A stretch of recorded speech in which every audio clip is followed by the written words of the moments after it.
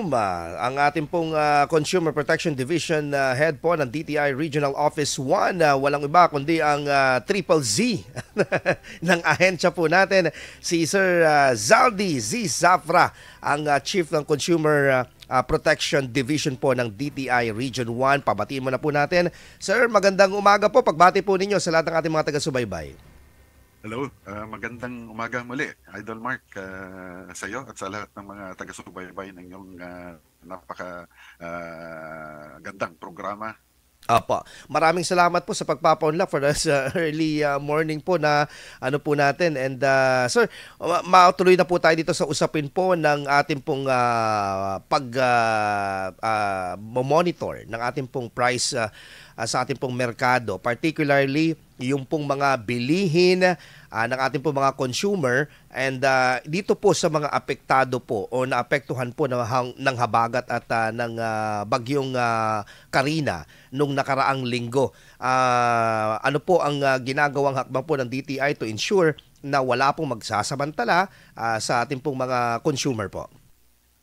Mark, bago pa man humagupit ang bagyong Karina dito sa Northern Luzon, particularly dito sa Region 1, ano na yan, automatic na for the DTI monitoring teams na lumabas at siguraduhin na nasa tamang pangunahing bilihin sa merkado. No?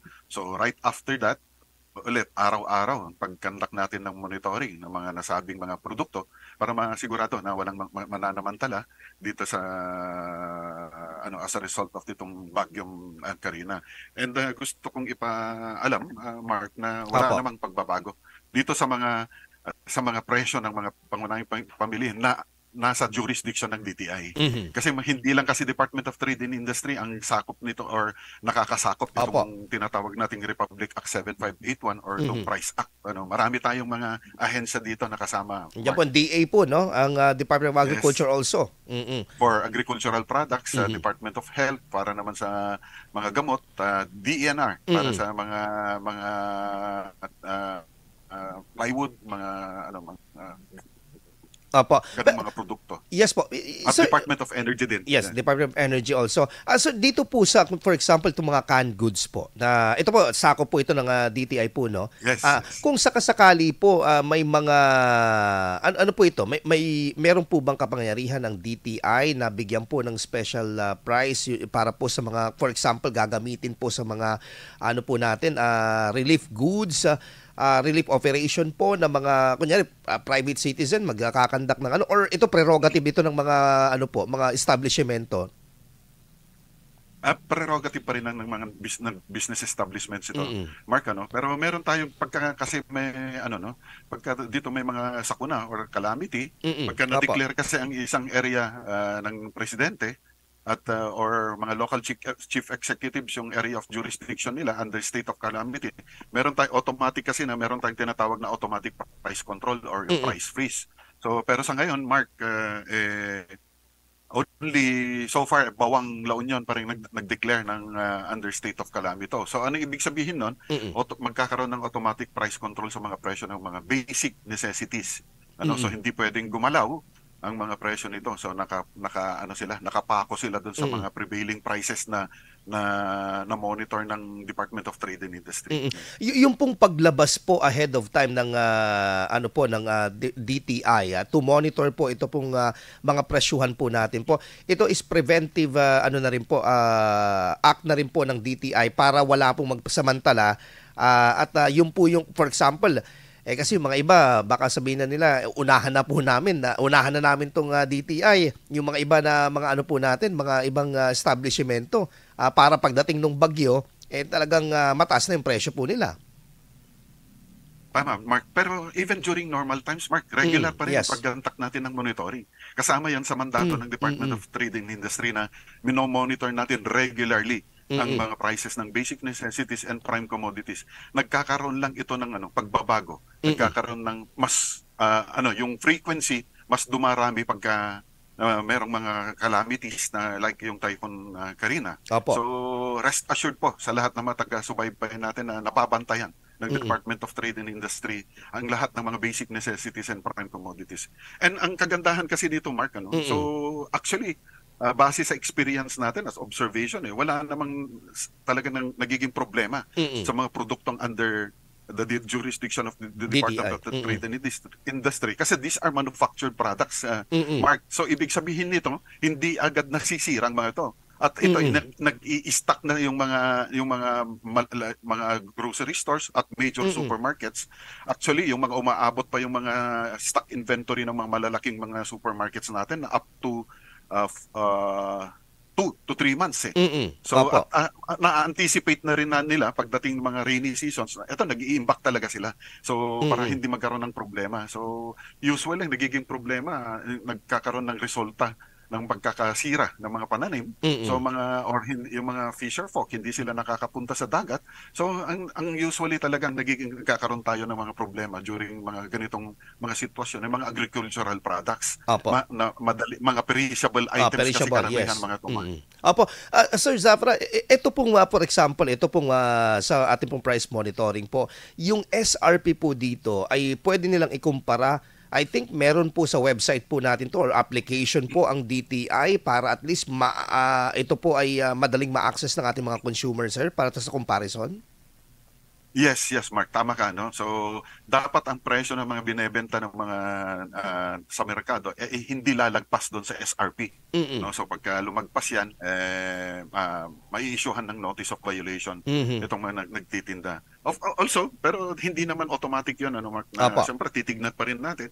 Meron kasi mga iba na, of course, yung mga maliliit na sari-sari stores, halimbawa, Mhm. inaangkat din ito sa katabing grocery store. So nagkakaroon ng investigasyon yan muna, Mhm. no? So sabi nga dito sa Price Act, hindi rin dapat natin i-deny yung mga legitimate business a fair return on investment. So Mhm. pagka lumalabas na talagang mataas naman ang kuha nito, of course, hindi naman siguro mag-i-invest ang mga to na magtitinda ng mga commodities na palugi, ano? Correct. Mm. So yung mga ang main objective lang talaga nitong Price Act na ito is para protektahan ng mga consumers doon sa nananamantala na Mhm. mga nagtitinda sa merkado, Mark. Opo. Sir, dito po sa mga pagkakataon na ito, for example, itong mga matinding hagupit ng habagat, ng mga bagyo, kalamidad, sakuna, ano po ang mga pwedeng maging tulong po dito ng DTI, ng gobyerno po, in particular, ng inyong pong ahensya, sa ating pong mga small and medium enterprises po kapag mga ganitong panahon? Actually, kasama na yan sa monitoring natin, Mark, kung ano yung mga affected din na mga maliliit Mm, nating mga mm. negosyante. And dito, ini-inventory natin yan at para bigyan ng pag-uusapan pa yan kung ano yung mga pwedeng maitulong sa maliliit nating mga MSMEs, Mark. Opo. Okay. Pero so far may mga ano po ba existing program po ngayon to strengthen further ito pong SMEs po natin po sa ating pong rehiyon in particular?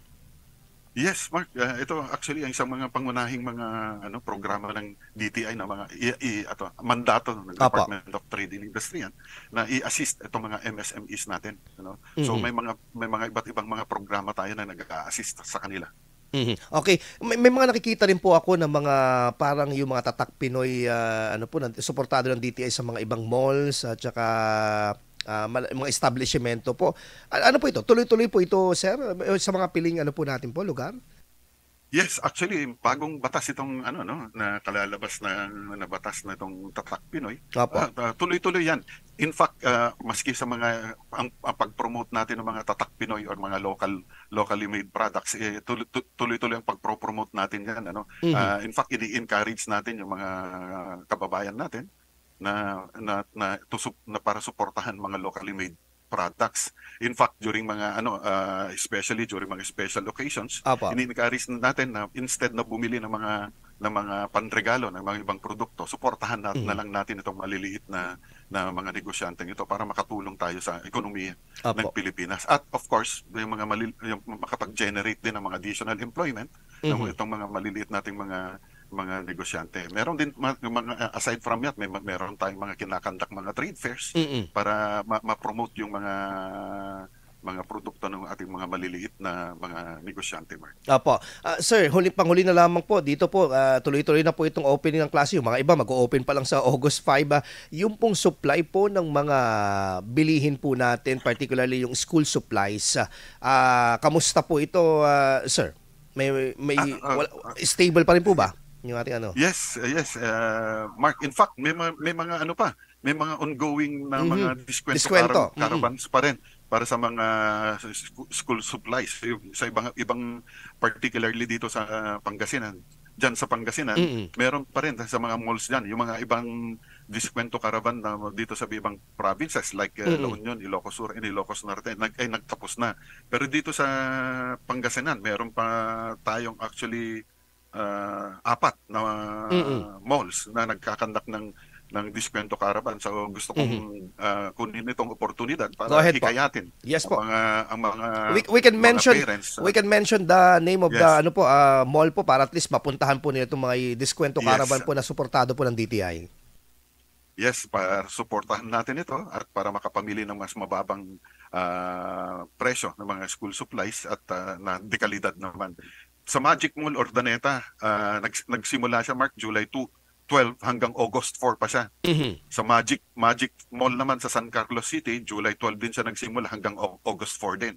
At ang Magic Mall Tayug, July 12 hanggang August 4. At saka the City Mall, Lucao, July 12 hanggang August 31 pa siya. So, samantalahin po natin na bisitahin ang mga malls na ito para makabili ng mas murang school supplies. Opo. Sir, panghuli na lang, inyo pong mensahe, paalala sa ating pong mga consumer, syempre, lalo yung mga apektado po ng mga businesses pa rin po itong nagdaang habagat at saka bagyong Karina.